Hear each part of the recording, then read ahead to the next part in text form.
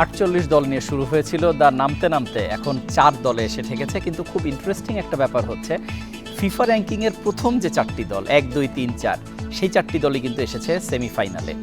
সবাইকে গোল অনুষ্ঠানে স্বাগত জানাচ্ছি। আমি রাকিবুল হাসান, আমার সঙ্গে বিশ্বকাপ নিয়ে আলোচনায় আছেন সাবেক জাতীয় ফুটবলার জুলফিকার মাহমুদ মিন্টু। আপনাকে স্বাগত জানাচ্ছি। ধন্যবাদ আপনাকে। এটাকে আসলে একটা রেয়ার ঘটনা যে র্যাঙ্কিংয়ের প্রথম 4 দল সেমিফাইনালে এসেছে, 1, 2, 3, 4 এবং 1-এর সঙ্গে 3-এর খেলা, 2-এর সঙ্গে 4-এর খেলা। কি মনে হচ্ছে, আসলেই তো যোগ্য দলই এসেছে, এ বিষয়ে কোনো সন্দেহ তো নেই? না, অবশ্যই, কারণ বিশ্বকাপের আগে থেকেই আলোচনা হচ্ছিল যে কারা হতে পারে অ্যাকচুয়ালি টপ 4 অথবা টপ 6। তখন কিন্তু এই আলোচনাগুলোই হচ্ছিল যে স্পেন, ফ্রান্স, আর্জেন্টিনা, ইংল্যান্ড হয়তো একটু পরে ছিল, ইংল্যান্ডের জায়গায় হয়তো দু একটা অপশন ছিল। তো আলটিমেটলি কিন্তু এই 4টা দলই এসেছে। এবং যদি আপনি দেখেন যে থ্রু আউট দ্য টুর্নামেন্টে পারফরমেন্স কনসিস্টেন্টলি, আমি বলবো যে যোগ্য দলগুলো অ্যাকচুয়ালি সেমিফাইনাল খেলছে। এবং এখানে হয়তো কিছু আপস অ্যান্ড ডাউনস বিভিন্ন সময় দলগুলোর পারফরমেন্সে ছিল, সবার হয়তো ছিল না, বাট কিছু কিছু দলের হয়তো ছিল। কিন্তু এটা যখন একটা টুর্নামেন্ট হয়, ডেফিনেটলি আপনার গ্রুপ স্টেজে এক ধরনের এনভায়রনমেন্ট, আবার ঠিক যখন নকআউট স্টেজে যান আরেক ধরনের এনভায়রনমেন্ট। সো এটার সঙ্গে কোপ করেই কিন্তু অ্যাকচুয়ালি যে চ্যাম্পিয়ন হতে চায়, at the end of the day তাকে এই স্ট্রাগলগুলো অতিক্রম করতে হয়, এই হার্ডলসগুলো অতিক্রম করতে হয়। এবং ফাইনালি এখন 4টা দলের সেমিফাইনাল লাইন আপটা অলরেডি সবার জানা। তো আলটিমেটলি এখন একটা হচ্ছে অল ইউরোপিয়ান সেমিফাইনাল, আর আরেকটা হচ্ছে স্পেন, আর একটা হচ্ছে ল্যাটিন অ্যান্ড ইউরোপিয়ান। সো অনেকদিন পরে অ্যাকচুয়ালি ইংল্যান্ডের একটা সম্ভাবনা হয়তো রয়েছে যে তারা হয়তো ফাইনাল খেলতে পারে। কারণ ইংলিশ মিডিয়া আপনি জানেন যে যখনই তারা এই ধরনের কোনো মেজর টুর্নামেন্টে আসে, ডেফিনেটলি তার আগেই তাদের স্লোগান আছে it's coming home, it's coming home. কিন্তু এবার কিন্তু ইংলিশ মিডিয়াগুলো সেরকম আসলে অনেকটা নীরবই বলবো আমি, এমন কোনো একটা হাইপ তারা তৈরি করছে না অ্যাকচুয়ালি দলটাকে নিয়ে। কিন্তু অনেস্টলি বলতে গেলে যে লাস্ট ইউরোর পারফরমেন্স যদি আমরা দেখি ইংল্যান্ডের, এবং এখন তাদের যে পারফরমেন্স, অ্যাকচুয়ালি এটা হচ্ছে একটা continuous process. Mighty Green Apple, Game Changer Ginger, Happy Speed. এবং এটা যে ইট ওয়াজ নট ফ্লুক, এটা হচ্ছে তারা প্রুভ করেছে এখানে। এবং আমি শুধু শেষ করবো এটা দিয়ে যে ইংল্যান্ড যখন তার দলটা সিলেক্ট করে অ্যাকচুয়ালি ওয়ার্ল্ড কাপের আগে অ্যানাউন্স করে, সেখানে অনেক আলোচনা হয়েছিল অ্যাকচুয়ালি যে মিস্টার টমাস টুকেল উনি কিছু প্লেয়ার যেমন কোল পালমার কিংবা ফিল ফোডেন এবং হ্যারি ম্যাগুয়ের, এদেরকে কেন নেওয়া হয়নি। কিন্তু আলটিমেটলি উনি যে ওনার যে ডিসিশন সেটা যে সঠিক। এবং আমি যদি দেখি যে লাস্ট ম্যাচটা এবং তার আগের ম্যাচ মেক্সিকোর সঙ্গে, উনি যেভাবে অ্যাকচুয়ালি প্লেয়ারদেরকে রোটেট করেছেন, সাবস্টিটিউট প্লেয়ারদেরকে কখন কোন সময় অ্যাকচুয়ালি প্লেয়ারদেরকে ইন্ট্রোডিউস করতে হবে, সেটা কিন্তু উনি এক্সিলেন্ট ইট ওয়াজ টোটালি। এবং টমাস টুখেলের নিশ্চয়ই তিনি থ্যাংক ইউ দিবেন সাউথগেটকেও, কারণ আপনি যেটা বলছিলেন একটা দল তো যেভাবে ধারাবাহিকভাবে এসেছে, যে ট্রানজিশনটা হয়েছে সেটাও খুব পারফেক্টলি হয়েছে এবং ইংল্যান্ড দলটা একটা সময় নিয়ে দাঁড়িয়েছে। আমরা যদি একটু লাস্ট দিনের ম্যাচ থেকে প্রথমে আসি, সেটা হচ্ছে ইংল্যান্ড প্রথমে রাতে ম্যাচ খেললো এবং ইংল্যান্ড নরওয়েকে হারালো 2-1 গোলে। সেই ম্যাচটা কিন্তু আসলে প্রায় ইভেন ম্যাচ ছিল, আপনি 1-1 গোলে ছিল, লাস্টে গোলকিপারের একটা ভুলে আলটিমেটলি 2-1 রেজাল্ট হলো। কেমন বিশ্লেষণ আপনার কাছে ওই ম্যাচটা? আপনি ধরেন যদি আমরা একটু পিছনে যাই, তারা মেক্সিকোর সঙ্গে যে ম্যাচটা খেলেছিল ইংল্যান্ড, এবং তাদেরকে আসলে একটা বৈরী আবহাওয়া এবং প্রতিকূলতা সঙ্গে নিয়েই কিন্তু খেলতে হয়েছিল। এবং এখানে যেটা হয়েছিল দেখেন, আপনি যদি রেড কার্ডটার কথা আমরা বিবেচনা করি মেক্সিকোর সঙ্গে, সেই রেড কার্ড হওয়ার পর একটা লম্বা সময় কিন্তু তারা 10 জন নিয়ে খেলেছে এবং রেজাল্টটাকে কিন্তু তারা ক্যারি করে শেষ করেছে ম্যাচটা। এবং ওইটা ছিল অ্যাকচুয়ালি তাদের মেইন টার্নিং পয়েন্ট, যে মেন্টালি তারা ছিল তখন আসলে একটু অন্য লেভেলের। এবং লাস্ট গত ম্যাচটা যদি আমরা দেখি, তাহলে আপনি এখানে নরওয়ের পয়েন্ট অফ ভিউ থেকে যদি বলি, আমি ইন সাম অ্যাসপেক্ট বলবো যে Norway they were lucky against Brazil. Honestly speaking, এটা আমার অনেস্ট অ্যান্ড হাম্বেল ওপিনিয়ন, যে প্রথমেই ব্রাজিলের পেনাল্টি মিস করা, সেকেন্ড হাফের শুরুতে এনরিকের 1v1 মিস করা। আপনি যদি এই গোল হতো তাহলে কিন্তু সিনারিও অন্যরকম হতো।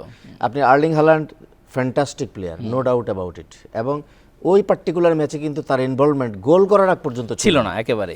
এবং গতকালকের ম্যাচও যদি আপনি দেখেন ইংল্যান্ডের সঙ্গে, কারণ সে কিন্তু ইংলিশ প্রিমিয়ার লিগে খেলে এবং এখানে অনেক প্লেয়ার রয়েছে নরওয়ে টিমে যারা হামেশা খেলতে হয়েছে।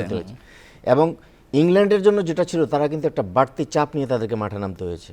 যে মেক্সিকোর সঙ্গে ম্যাচে তাদের রাইটফুল ব্যাক কোয়ানসা রেড কার্ড এবং তার সাসপেনশন ছিল 2 ম্যাচের, তাকে কিন্তু পায়নি তারা। ইভেন জর্ডান হ্যান্ডারসন ইনজুর্ড ছিল। এবং দেখেন আপনি সেখানে আমি টমাস টুকেলের কথা কেন বললাম যে উনি দেখেন ওনার যে একটা মেকশিফট ফুল ব্যাক খেলিয়েছেন, কনসাকে রাইট ফুল ব্যাক খেলিয়েছেন, actually he is central back player, এবং সেখানে সেন্ট্রাল ব্যাকে জন স্টোনসকে ইন্ট্রোডিউস করেন।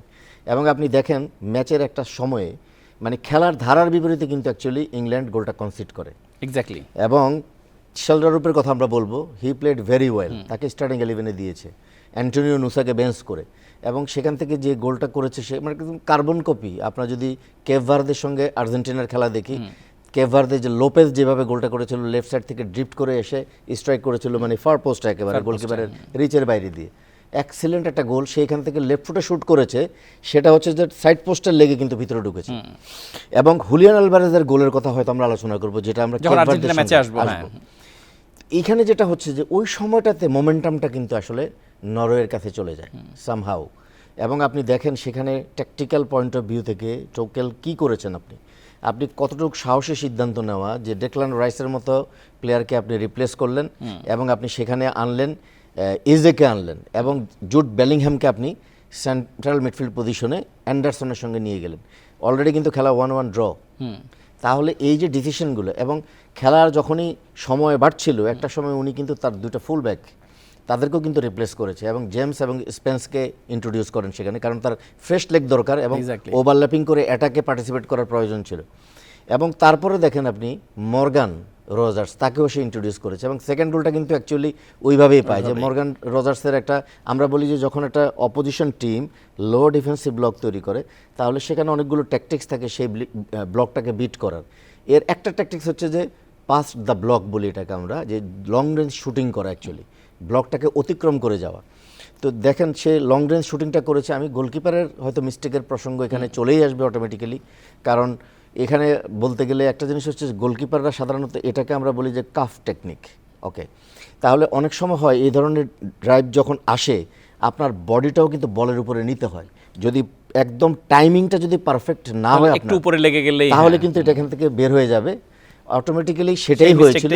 এবং সেখান থেকে আপনার জুড বেলিংহাম এসে আবার সেটাকে ফিনিশ করে। আপনি কথা বলতে বলতে আলভারেজের গোলে চলেই গিয়েছিলেন, সেই সূত্র ধরে আমরা একটু আর্জেন্টিনা ম্যাচ নিয়ে চলে আসি। বাংলাদেশের খুবই দর্শক নন্দিত দল, এবং তারা বারবার চাপে পড়ছে, চাপে পড়ার পরেও মানে আগের 2 ম্যাচে দেখা গেছে বেরিয়ে এসেছে। এদিনও কিন্তু চাপ তৈরি হয়েছিল, কারণ সুইজারল্যান্ড কিন্তু 10 জনের দল নিয়েও 112 মিনিট পর্যন্ত আটকে ফেলেছিল। চেষ্টা করার দায়িত্ব আমাদের। এটাই না তার আগে নীতির বিরুদ্ধে আমাদের উঠে নিজেই উঠতে পারে না, আবার অন্যায়ের বিরুদ্ধে উঠে দাঁড়াবে। এই চল,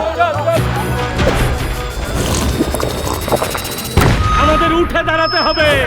স্পিড সকল অন্যায়ের বিরুদ্ধে রুখে দাঁড়ানোর এনার্জি পার্টনার। আপনি ওইটাই আমি বলবো যে টার্নিং পয়েন্ট অ্যাকচুয়ালি সুইজারল্যান্ডের। আপনি যখন 1 গোল মানে পিছনে ট্রেল করতেছেন, আপনি ওই মুহূর্তে অ্যাকচুয়ালি 49 মিনিটের একটা কথা যদি আমরা মনে করি যে অ্যান্ডোয়ে 1v1 উইথ এমিলিয়ানো মার্টিনেজ, এবং মার্টিনেজ কিন্তু অনেক আলোচনা হচ্ছিল যে তার এবারের পারফরমেন্স বোধহয় লাস্ট ওয়ার্ল্ড কাপের মতো নয়, এবং এই যে এই ইম্পর্ট্যান্ট ম্যাচে ওই সময় একটা সেভ করা দলকে মানে একটা এই সিচুয়েশনে যদি গোলটা কনসিড করতো তাহলে হয়তো সিনারিও অন্যরকম হতেও পারতো। সেটা সে সেভ করেছে, ব্রিলিয়েন্ট সেভ।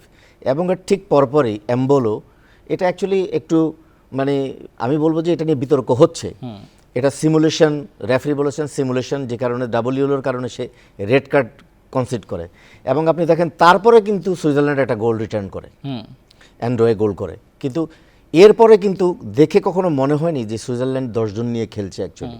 কিন্তু সবচেয়ে বড় সমস্যাটা কি, আপনি যখন আপনার টিমের মেইন নাম্বার 9 প্লেয়ারটাকে রেড কার্ডের কারণে হারাবেন, ডেফিনেটলি আপনার অ্যাটাকিং প্ল্যান চেঞ্জ হয়ে যাচ্ছে।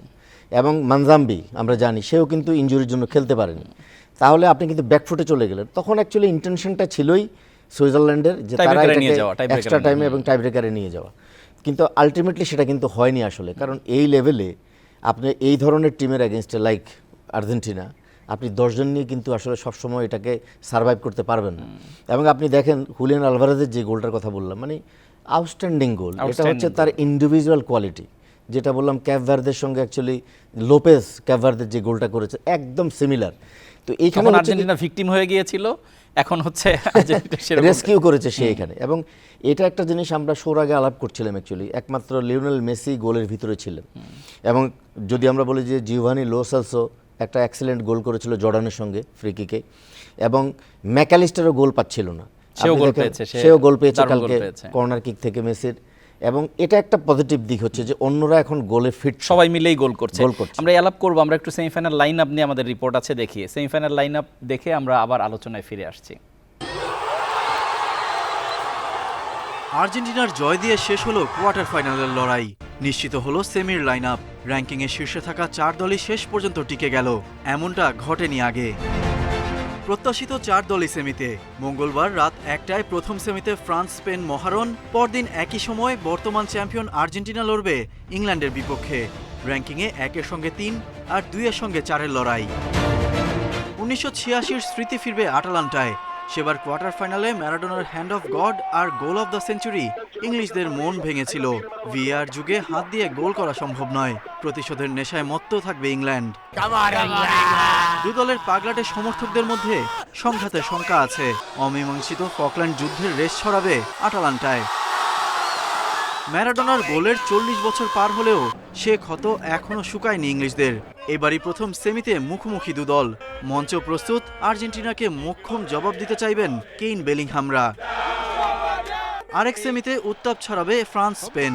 এমবাপে দেম্বেলে ওলিসে ট্রায়ো দুর্দান্ত ছন্দে। ওলিসের প্লেমেকিং আর এমবাপে দেম্বেলের ফিনিশিং যে কোনো বড় দলকে পরাস্ত করতে যথেষ্ট। তবে মিডফিল্ড নিয়ে চিন্তায় কোচ দেশম। এবারের আসরে ফেভারিটদের তালিকায় স্পেন থাকলেও এখন পর্যন্ত তাদের ভয়ঙ্কর রূপ দেখা যায়নি। সেমির জন্য ইয়ামাল ওয়ারসাবালরা সব জমিয়ে রেখেছেন কিনা সেটাই দেখার অপেক্ষা। শেষ 4-এ ওঠা 4 দলই বর্তমান বা সাবেক চ্যাম্পিয়ন। এমন ঘটনা বিশ্বকাপের ইতিহাসে তৃতীয়বার। এর আগে 1970 ও 1990 আসরে সেমিফাইনালের টিকিট কেটেছিল 4 বিশ্ব champion. Galib Hasan, Independent News. আমাদের সঙ্গে আলোচনায় আছেন জুলফিকার মাহমুদ মিন্টু। টানা আমরা খেলার মধ্যেই ছিলাম, আজকে খেলা নেই, একটু কি খালি খালি লাগছে কিনা? এটা একটা তো হ্যাবিট হয়ে গিয়েছে আসলে প্রতিদিন খেলা দেখতে দেখতে। তো এটা আমার মনে হয় যে আসলে একটা লম্বা সময়, এবং 3টা কান্ট্রিতে এই ওয়ার্ল্ড কাপটা হওয়ার কারণে ডিফারেন্ট টাইম জোন, যে কারণে কিন্তু আসলে সবার জন্য আসলে সমস্যা হচ্ছে যে সময়গুলো এমন যে সারা রাত্র, এবং দেখা যাচ্ছে যে সকালে 10টার সময় খেলা হয়েছে। সো এটা খুব একটা মানে এনজয় করতে, আসলে 4 বছর পর পর ওয়ার্ল্ড কাপটা হয়, মানে অবশ্যই সবাই এনজয় করার চেষ্টা করে খেলাটা দেখে, এবং আমাদের জন্য যেহেতু আমাদের প্রফেশনের সঙ্গে এটা একেবারে রিলেটেড, সো আমাদের জন্য তো আসলে দেখা ছাড়া কোনো বিকল্প নেই। আমরা আর্জেন্টিনার একটা বিশেষ দিক এবার বিশ্বকাপে দেখছি যে লাস্ট 20 মিনিটসের খেলায় তারা এমন একটা পেস জেনারেট করে যে পেসটা অন্য দলগুলোর মধ্যে ওই পরিমাণ দেখা যাচ্ছে না।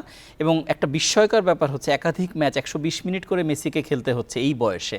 আপনাকে নিশ্চয়ই মেসি বিস্মিত করে? না, অবশ্যই। তার কারণটা হচ্ছে আপনি দেখবেন যে শুধুমাত্র লিওনেল মেসির যাতে ডিস্টেন্স কাভারিংটা একটা ম্যাচে বেশি না হয়, সে কারণেই কিন্তু আর্জেন্টিনা তাদের খেলার স্টাইল এবং তাদের, আমি যেটা বলি যে অ্যাটাকিং যে তাদের ইন্টেনশন, সেটাকে কিন্তু আসলে চেঞ্জ করেছে just because of Lionel Messi.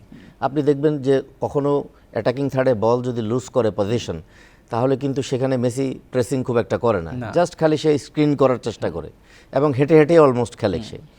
তো এটা ট্রু যে আপনি এই বয়সে এই এনভায়রনমেন্টে ইট ইজ নট পসিবল। কারণ এইখানে বয়স আপনাকে অবশ্যই বিবেচনা রাখতে হবে, কারণ একজন মানুষের বা একজন প্লেয়ারের ম্যাক্সিমাম হার্ট রেট একটা জিনিস বলে আছে, যেটা হচ্ছে যে তার বয়সের সঙ্গে সঙ্গে কিন্তু সেটা কমতে থাকে। সো আপনি যখন আবার এই হার্ট রেটটাকে অতিক্রম করতে চাইবেন, তাহলে কিন্তু আপনার শারীরিক দুর্ঘটনাও ঘটতে পারে, যেটা আমরা অনেক সময় দেখেছি, যেমন এরিকসনের বেলায় সেটা হয়েছে। এইখানে যেটা হচ্ছে যে অফকোর্স 120 মিনিট করে খেলতে হচ্ছে, এবং আর্জেন্সির কথা আপনি বললেন, অন্য দলগুলো হয়তো এই আর্জেন্সিতে পড়েনি অ্যাকচুয়ালি, যেটা আর্জেন্টিনা পড়েছে, তাদের এক্সপিরিয়েন্স হচ্ছে কেপ ভার্দের সঙ্গে এবং হচ্ছে ইজিপ্টের সঙ্গে। মানে মেসিকে তুলে নেওয়ার কোনো সুযোগ তৈরি হচ্ছিল না, কোনো সুযোগ তৈরি হচ্ছিল না, কারণ তাকে মাঠে রাখতেই হবে। এবং যদি তার পারফরমেন্স আপনি দেখেন যে প্রত্যেকটা ম্যাচেই আইদার গোল করছে অথবা গোল করাচ্ছে। আপনি ইজিপ্টের সঙ্গেই দেখেন যে তার ইনসুইঙ্গার ক্রস থেকে কিন্তু সেখানে গোলটা করেছিল Romero. Mighty Green Apple, Game Changer Ginger, Happy Speed. তো এখানে একটা জিনিস হচ্ছে যে অফকোর্স এই বয়সেও এসেও আপনার এইভাবে পারফর্ম করা, এখনও কিন্তু গোল্ডেন বুটের প্রতিযোগিতায় বুট বল jointly, দুটোতেই দুটোতেই তিনি রয়েছেন। তো অফকোর্স এটা হচ্ছে যে তার আসলে মেনটেনেন্স, এই Exactly. বয়সে নিজেকে মেনটেন কেন করা। কেন তিনি সবার চেয়ে সেরা সেটার একটা মানে লাস্ট স্টেটমেন্টও তিনি রেখে যেতে চাচ্ছেন। আজকের ম্যাচের একটা ডিসাইডিং ফ্যাক্টর ছিল রেড কার্ড, যে রেড কার্ডটা আমরা মাঝখানে একটু কথাও বলছিলাম রেড কার্ড নিয়ে 72 মিনিটে যেটা হলো। প্রথম ইয়েলো কার্ডের পরে যেহেতু ডাইভিং, কিন্তু ডাইভিংটা পেনাল্টির সাথে কানেক্টেড ছিল না, রেফারি কি কোনোভাবে অ্যাভয়েড করতে পারতেন কিনা, বা অনেক সময় তো সতর্ক করেও ছেড়ে দেওয়া হয়, কি মনে হয়? অ্যাকচুয়ালি এটা টোটালি ডিপেন্ড করে রেফারির উপরে। এবং এখন যেহেতু মানে ভিএআর যেটা নিয়ে এত বেশি আলোচনা হচ্ছে, সমালোচনাও হচ্ছে, সুতরাং এই জিনিসটা কিছু কিছু ক্ষেত্রে মানে হয়তো মানে এটা আমার একদম হাম্বেল ওপিনিয়ন হচ্ছে যে কখনো কখনো একই আইনে একই অপরাধে দুই ধরনের আমরা ডিসিশন বিচার দেখছি, হয়ে যাচ্ছে। মানে এক একজন আইনটাকে এক একভাবে ইন্টারপ্রেট করছে অ্যাকচুয়ালি। তাহলে একসময় আর মাঠের রেফারির কি ভুল ছিল? তারাও তো নিজেরাই ডিসাইড করতো, কোনোটা ঠিক হতো কোনোটা ভুল হতো, এক্স্যাক্টলি প্রযুক্তির পরেও তো সেটা থেকে যাচ্ছে। সেটাই থেকে যাচ্ছে, এবং যেটা থাকার কারণও আছে এখানে। আলটিমেটলি সেই টেকনোলজিটা কিন্তু অপারেট করছে হিউম্যান, সো সেই হিউম্যান অপারেট করার পরে সেই ঘটনাটাকে দেখে আপনি তখন সেটাকে ইন্টারপ্রেট করছেন, অ্যাকচুয়ালি এক্স্যাক্টলি আপনিই করছেন, মানুষই করছে। তো সুতরাং এই সমস্যাগুলো থাকবে, এ থেকে কিন্তু আপনি বের হতে পারবেন না। এবং একই দিনে দেখেন আরও একটা ঘটনা, রেড কার্ড তো একটা ম্যাচে আর্জেন্টিনা সুইজারল্যান্ডে হলো, ইংল্যান্ড একটা গোল দিল, সেই গোলটা কিন্তু ক্যামেরায় লেগে লেগেছিল। ডিফ্লেক্টেড হলো। তো লেগেছিল। ফলে ওইটা যদি ডিফ্লেক্টেড না হতো হয়তো বলটা অন্য জায়গায় পড়তে পারত। Absolutely. ফলে এটাও নিশ্চয়ই বিতর্কেরই মানে হয়ে থাকবে। অবশ্যই, কারণ বলের যে ট্র্যাজেক্টরি আমরা বলি, সে ট্র্যাজেক্টরি তো পরিবর্তন হয়েছে। আপনি যেটা বললেন যে বল হয়তো অন্য কোথাও যেতে পারতো। তো এখন এটা তো অনেকেই দেখেছে, অ্যাকচুয়ালি টিভিতে আমরা যারা খেলা দেখেছে, ইভেন টেকনিক্যাল স্টাফ যারা ছিল ডাগআউটে দুই দলেরই, তারাও দেখেছে। কিন্তু এখন ভার এটা দেখেনি, কিংবা মানে ফিল্ড রেফারি উনিও হয়তো এটা দেখেননি। তো এই যে জিনিসগুলোর কারণে কিন্তু বিতর্কটা জন্ম হচ্ছে। তো আমার কাছে যেটা মনে হয় আলটিমেটলি বিতর্ক চলবেই, এবং একে সাথে নিয়েই কিন্তু আপনাকে আসলে খেলতে হবে। এক্স্যাক্টলি। আমরা ইংল্যান্ড ম্যাচে আরেকবার একটু যাব, তারপরে আরেকটা রিপোর্ট আছে সেটা দেখব। দুজন আলোচিত প্লেয়ার কিন্তু কালকে একটু অফ হয়েছিলেন। আমি একদিকে হালান্ডের কথা বলবো, একদিকে কেইনের কথা বলবো। দুজনেরই গোল স্কোরিং অসাধারণ, কিন্তু কালকে কিন্তু দুজনই কেমন যেন নিষ্প্রভ ছিলেন। এটা কখনো কখনো হয় অ্যাকচুয়ালি। মানে আমরা যদি আর্লিং হালান্ডের ব্যাপারটা দেখি, আপনি হ্যারি কেনের প্রসঙ্গ পরে আসছি, আর্লিং হালান্ড আপনি ব্রাজিলের সঙ্গে ম্যাচটা দেখেন, সে কিন্তু কিছুই করছিল না, ওই দুটো গোল দেওয়া এবং দুটো গোল দেওয়া ছাড়া, এবং তার কাজটাই হচ্ছে কিন্তু গোল করা। এবং কালকেও কিন্তু সে কিন্তু ওই রকম গোল স্কোরিং অপরচুনিটি কিন্তু সে পায়নি অ্যাকচুয়ালি, অনেস্টলি স্পিকিং। কারণ স্কোরিং অপরচুনিটি পেলে দেন আপনি হয়তো সেটাকে ক্যাপিটালাইজ করতে পারবেন। এবং in and around the penalty বক্সও কিন্তু সে কোনো স্কোপ পাচ্ছিল না যে শুটিং করার জন্য। হয়তো বা উনি ইপিএলে খেলেন, ইংল্যান্ডের যে ডিফেন্ডাররা বেটার নেগোশিয়েট করেছেন, এটা একটা পয়েন্ট কিন্তু হতে পারে। অফকোর্স এটা একটা পয়েন্ট ডেফিনেটলি, কিন্তু এখানে আমি বলবো যে ডিফেন্ডিংয়ের ক্ষেত্রে অলওয়েজ মানে ইংল্যান্ড যেটা করেছে যে তাকে অ্যাকচুয়ালি ফাঁকা স্পেস দেয়নি, এবং ডেকল্যান রাইস উঠে যাওয়ার আগ পর্যন্ত কিন্তু তারা ডিফেন্সিভ ট্রানজিশনে অলওয়েজ কিন্তু একটা ফোকাস অফ অ্যাটেনশন ছিল। আপনি দেখেছেন কয়েকবার কিন্তু এরিয়াল ডুয়েলে ক্ল্যাশ হচ্ছিল আপনার জন স্টোনসের সঙ্গে, কারণ স্টোনসও physically strong, not like Gabriel, you know. So এই জিনিসটা তারা গেহে, সেও খুব ভালোভাবে কিন্তু ডিল করেছে তাকে। আর সবচেয়ে মজার ব্যাপারটা হচ্ছে যে ওডেগার্ডের কাছ থেকে যেই ধরনের পারফরমেন্স অ্যাকচুয়ালি এক্সপেক্ট করেছিল সেটা আসেনি, সেটা কিন্তু আসলে সে করতে পারেনি। কারণ তার অ্যাকচুয়ালি যে লিঙ্ক আপটা সে করতে চায়, মানে আমি যদি আলেকজান্ডার সরলতের কথা বলি কিংবা হালান্ডের কথা বলি, তার সঙ্গে কোনো লিঙ্ক আপ সে কিন্তু করতে পারেনি। পাসিং লাইনটা কিন্তু বারবার কাট অফ করছিল ইংল্যান্ড, এবং ইংল্যান্ডও কিন্তু ফিজিক্যালি অনেক স্ট্রং টিম। এক্স্যাক্টলি। এবং আপনি যে অন্য দলগুলোর সঙ্গে, ব্রাজিলের সঙ্গে হয়তো ফিজিক্যাল অ্যাডভান্টেজটা আপনি নিয়েছেন, যেটা ইংল্যান্ড দেয়নি, ইংল্যান্ড কিন্তু দেয়নি সেটা। আচ্ছা, আমরা একটু জনপ্রিয় দল আর্জেন্টিনা প্রসঙ্গে যাব। আমরা জানি যে বিশ্বে যেখানে আর্জেন্টিনা খেললে কিন্তু দর্শক সেলিব্রেশন ঢাকা চলে আসে বারবার, ওয়ার্ল্ড মিডিয়াতেও ঢাকার কথা বা বাংলাদেশের কথা আসে। আমরা একটু ফ্যান সেলিব্রেশন এবং পোস্ট ম্যাচ দেখব আর্জেন্টিনার যে জয়ের, সেটা দেখে আবার আলোচনায় ফিরছি। টানা দ্বিতীয়বারের মতো বিশ্বকাপের সেমিফাইনালে আর্জেন্টিনা। কানসাস সিটি স্টেডিয়াম থেকে শুরু করে আর্জেন্টিনার বুয়েনোস আইরেস কিংবা বাংলাদেশ, সব জায়গায় আলবিসেলেস্তে সমর্থকদের বাঁধ ভাঙা উল্লাস। মেসির দেশে নীলের গর্জন, অবিরত ড্রামের আওয়াজ আর লাখো মানুষের জয়ধ্বনিতে কাঁপছে আর্জেন্টিনার রাজধানী। কোয়ার্টার ফাইনালে সুইজারল্যান্ডকে হারানোর পর রাস্তায় নামে মানুষের ঢল। দেশের অন্য সব বড় শহরের চিত্রও একই। ফাইনালে ওঠার জন্য আমরা সবটুকু শক্তি দিয়ে লড়বো, ইংল্যান্ডকেই হারিয়ে ফাইনালে যাওয়ার চেয়ে ভালো উপায় আর কি হতে পারে? সত্যি বলতে প্রতি 4 বছরে এগুলোই আমাদের সবার মনে বাড়তি কিছুটা আনন্দের সঞ্চার করে। আর সত্যি কথা হলো বিষয়গুলো আমাদের গর্বিতও করে। ঢাকার বৃষ্টি উপেক্ষা করে ভক্তদের ভালোবাসায় সিক্ত মেসি আলভারেজরা। আর্জেন্টিনার খেলা মানেই বিশ্ব মিডিয়ার চোখ এখন বাংলাদেশে। সে তো অন্য গ্রহের প্লেয়ার, ঠিক আছে, সে আসছে, খেলছে, দেখছে, মানুষ এটা উপভোগ করতেছে, আমরা এইটুকুই, আর বেশি কিছু না। মেসির সাথে কোনো তুলনা নেই, কিছু তুলনা নাই। The real god, Argentina defending champion হবে, চ্যাম্পিয়ন হবে। উৎসবের রঙে রঙিন আর্জেন্টাইন সমর্থকরা। বিশ্বের যে প্রান্তে আছেন সবাই শরিক এই আনন্দে। আর্জেন্টিনার সবাই ফুটবলকে ভালোবাসে, সেজন্য সবাই আমরা একত্রিত হয়েছি। এই আনন্দের কোনো তুলনা নেই। এই দলটির প্রতি বিশ্বাস আছে, সেমিতেও তারা আমাদের ভালো ফুটবল উপহার দিবে আশা করি। জয়ের স্বস্তি আর্জেন্টিনার কোচ স্কালোনির, তবে সেমিতে আরো সতর্ক হওয়ার কথা বললেন তিনি। এখন আমরা আরো অভিজ্ঞ। আগে গোল দেয়া কিংবা গোল হজমের পর দুভাবেই ম্যাচ জিতেছি কয়েকবার। নিজেদের শান্ত ও স্থির রেখেছিলাম। সেমিতে আরো ভালো খেলতে হবে।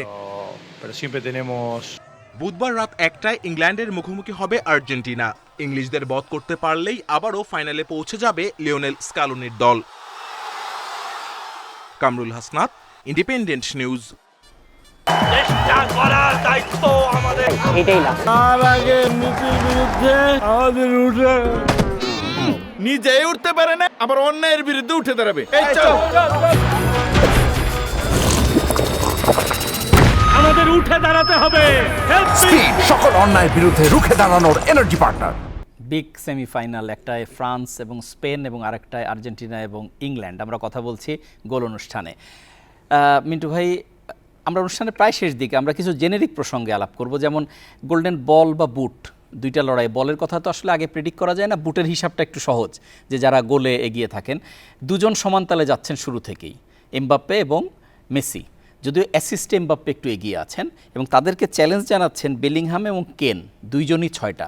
এটা আবার ইংল্যান্ডের কিন্তু একটা ক্যারেক্টার দেখাচ্ছে যে দুজনই তারা এক্সপেক্ট করেন গোল করবে, তারা 6 নিয়ে আছেন। কি মনে হচ্ছে, মানে বুটটা কোন দিকে যেতে পারে? না, এটা অ্যাকচুয়ালি ডিপেন্ড করবে যে দুটো সেমিফাইনাল ম্যাচ আছে, এই দুটো সেমিফাইনাল ম্যাচেই অনেক কিছু আপনার। এবং এখন তারা কিন্তু ইকুয়াল ম্যাচ পাবেন, কারণ হেরে গেলেও থার্ড প্লেস ম্যাচ আছে। অ্যাবসলিউটলি ইকুয়াল ম্যাচ পাবেন। সো এই ম্যাচগুলোতে আসলে কিন্তু পরিষ্কার হয়ে যাবে যে কে এটা পেতে যাচ্ছে। আর গোল্ডেন বলের কথাটা তো হচ্ছে অন্য হিসাব। সেটা গোল্ডেন বল কি আপনার কাছে কি মনে হয় যে এই যে বুটের যে লিস্টে নামগুলো, কারণ এখানে গোল আছে, অ্যাসিস্ট আছে, এর মধ্যে থেকেই কি হয়ে যাবে, নাকি আপনি অন্য কাউকে প্রেডিক্ট করেন? এর মধ্যে থেকে হওয়ার সম্ভাবনাই সবচেয়ে বেশি আমার কাছে যেটা মনে হচ্ছে। এর বাইরের অন্য কোনো অপশান থাকার কথা নাই মুহূর্তে। মানে অন্য সময় যদি আমি মনে করি, আমরা কন্তের বেলায় দেখেছিলাম যে কন্তে কিন্তু ওভাবে আলোচনা ছিল না, কিন্তু বল পেয়েছিল ফ্রান্সের। তো এবার কি এরকম কেউ কি নজরে পড়েছে এই 4 দলের মধ্যে যে আলাদাভাবে ইম্প্যাক্ট ক্যারি করেছে? এইখানে অনেস্টলি বলতে গেলে আমি বলবো যে একমাত্র যদি আপনি চিন্তা করেন তাহলে জুড বেলিংহামকে আপনি চিন্তা করতে পারেন, কিন্তু সে পাবে কি? সেও তো 6 গোলে আছে, লিস্টের মধ্যে আছে। কারণ তার গোলগুলো আবার আপনাকে চিন্তা করতে হবে যে কোন কোন সময়ে এবং কি গোলগুলো সে করেছে। সো এটা হতে পারে হয়তো। তবে এখনই হয়তো যদি বলি যে either Kylian Mbappe, Lionel Messi বা জুড বেলিংহাম, এদের চান্সটাই হচ্ছে বেশি এখানে। ইয়াং প্লেয়ার কি ইয়ামালি পাবেন? অফকোর্স ইয়াং প্লেয়ারের মধ্যে সে 1 নম্বর কন্টেন্ডার, এবং আমি মাইকেল ওলিসের কথা বলতে পারি, তারও সম্ভাবনা রয়েছে। সো এর বাইরে আপাতত আমি দেখি না। যদি ইয়াং প্রমিজিং প্লেয়ার কাউকে চিন্তা করে, তাহলে হয়তো আমি মরক্কোর আইয়ুব বুয়াদির কথা বলতে পারি, আচ্ছা, বা উনাহির কথা বলতে পারি। এই দুটাও একটা বেটার অপশন হতে পারে। এবং এর বাইরে আমি আপাতত এই মুহূর্তে মানে আমার মনে হচ্ছে না অ্যাকচুয়ালি। যেটা গোল্ডেন গ্লাভস, এইটা তো বোধহয় এবার খুব কঠিন, কারণ মানে কিপারদের, গোলকিপারদের এবার পারফরমেন্স কিন্তু অনেকেরই ভালো অন্য যে কোনো বিশ্বকাপের তুলনায়। এইখানে যদি আমরা একটা জিনিস দেখি যে ছোট দলের বড় তারকা অনেক গোলকিপাররা রয়েছে, তারা কিন্তু ভালো করেছে। আপনি যদি কেপ ভার্দের কথাই ধরেন না, তারা যে কোয়ালিফাই করেছে, তাদের গোলকিপারের কন্ট্রিবিউশন। ইভেন ইরানের গোলকিপারের কথা বলতে পারি আমরা, আলী রেজা। তবে এখানে একটা জিনিস হচ্ছে যে এই 4টা দলের যে গোলকিপার, তারা কিন্তু এখনো পর্যন্ত কিন্তু টেস্টেড হননি আসলে। হয়তো সেমিফাইনালি টেস্টেড হবেন প্রথম। কিন্তু আমরা অতীতে কি দেখেছি, অ্যাকচুয়ালি যে চ্যাম্পিয়ন হয় অ্যাকচুয়ালি সেই দল থেকে কিন্তু গোল্ডেন গ্লাভ সেটা দেওয়া হয়। কিন্তু এর বাইরে যদি আমাকে আপনি জিজ্ঞেস করেন যে কোনো গোলকিপারের কথা, ডেফিনেটলি আমি ইয়াসিন বানুর কথা বলবো। এখন সেটা হচ্ছে যে এটা ডিপেন্ড করবে হচ্ছে যে ডেফিনেটলি সেখানে জুরি বোর্ড রয়েছে এবং তারা অনেক কিছু চিন্তা করেন, চ্যাম্পিয়ন হওয়া বা রানার্স আপ হওয়া, ইভেনচুয়ালি কতগুলো সেভ করেছে, এই সমস্ত জিনিসগুলোকে কনসিডারেশনে রেখে আলটিমেটলি তারা সিদ্ধান্তগুলো দিবে। একটা প্যারামিটার তো থাকবেই যে প্যারামিটার দিয়ে এটা বিচার করা হবে। আমরা অনুষ্ঠানের প্রায় শেষ দিকে, আমি একটু দুইটা সেমিফাইনাল এখন স্পেসিফিক যেতে চাই। প্রথম সেমিফাইনাল ফ্রান্স স্পেন, আপনি কোন দিকে ঝুঁকে থাকবেন একটু হলেও? এটা দুটি সমান দলের মধ্যে লড়াই হচ্ছে, এক্স্যাক্ট সমান। কিছু পজিশনে, কিছু পজিশন, এই পজিশনগুলো যদি আপনি বিবেচনা করেন বোথ দ্য টিমস, ফ্রান্স কিছুটা এগিয়ে আছে এবং সেটা হয়তো স্টার ভ্যালু বা ডিফারেন্স ক্রিয়েট করা। ইভেনচুয়ালি হচ্ছে যে পুরো টুর্নামেন্টে তাদের পারফরম্যান্স এবং তাদের গোল স্কোরিং। আমরা একদম শেষ দিকে আর্জেন্টিনা ইংল্যান্ড, এটা হবে টোটালি একটা ওপেন ম্যাচ এবং এখানে হিস্টোরিক্যাল অনেক ব্যাপার কিন্তু 86 হিস্ট্রি টানবেন অ্যাবসলিউটলি, এবং পলিটিক্যাল হিস্ট্রি রয়েছে এবং এই ম্যাচে এটার এনভায়রনমেন্ট একটু অন্যরকম এনভায়রনমেন্ট হবে। এগিয়ে কি আর্জেন্টিনা? আমি কাউকে এগিয়ে রাখবো না, এটা হবে একদম টোটালি ওপেন একটা ম্যাচ। এক্স্যাক্টলি। জুলফিকার মাহমুদ মিন্টু, আপনাকে অসংখ্য ধন্যবাদ আমাদের অনুষ্ঠানে সময় দেওয়ার জন্য। আপনাকে অনেক ধন্যবাদ। দুটো সেমিফাইনালে আমাদের অতিথি একটাই ফ্রান্সকে একটু এগিয়ে রাখলেও আর্জেন্টিনা এবং ইংল্যান্ড ম্যাচ একদমই ইভেন রেখেছেন। যদিও বাংলাদেশে আর্জেন্টাইন সমর্থক অনেক বেশি, তারা হয়তো কথাটা শুনে পুরোপুরি সন্তুষ্ট হবেন না। দেখা যাক কি হয়। ধন্যবাদ সবাইকে।